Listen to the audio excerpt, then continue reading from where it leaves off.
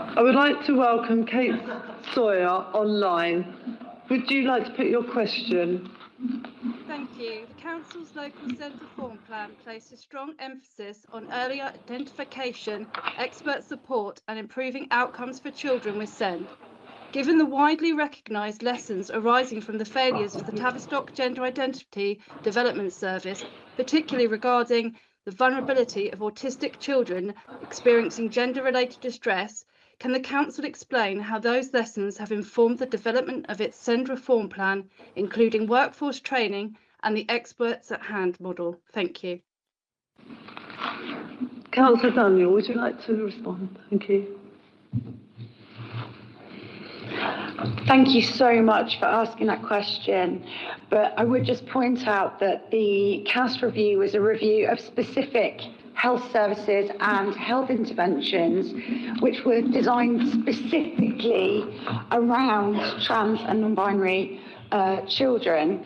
And whilst that did include consideration of the needs of autistic young people in relation to the assessment and support they needed in that context, it's not directly relevant to the delivery of SEND support in education more broadly. Having said that, clearly a lack of access to any health services or inaccessible health services will impact a child's education, whether that's around adequate mental health support that's accessible and tailored to the needs of neurodivergent children.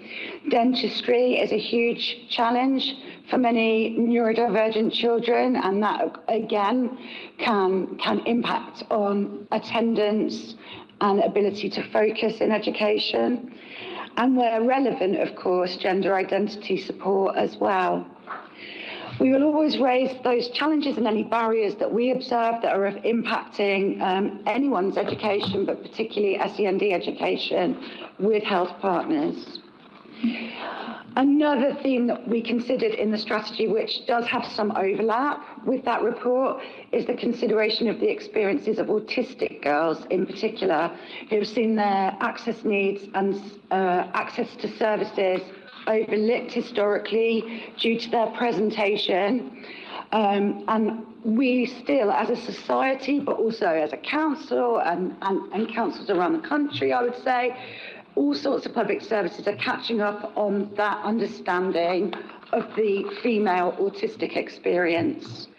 As the parent of an autistic daughter, I do not believe I'm guilty of overlooking or missing the presentation of autism in girls. And I'm pleased that I believe that our schools, including the Hive provision, very much understand that gendered presentation and the needs, including the fact that some of the leaders in those environments are indeed women who are neurodivergent themselves. So I think that should give you some confidence there. More specifically, under our SEND reform plan, we are employing specialist teachers of autism and wider neurodivergence to support our education settings, all the way from birth, so in nursery settings, throughout, to ensure that our education is fully accessible to neurodivergent children. And those teachers are part of the Experts at Hand programme. So that's where there's a connection to that.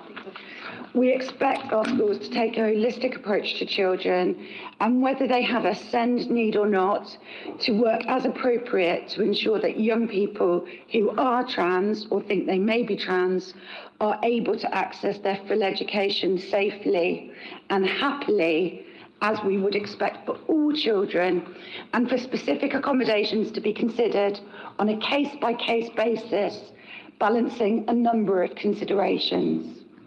Thank you. Councillor Zola.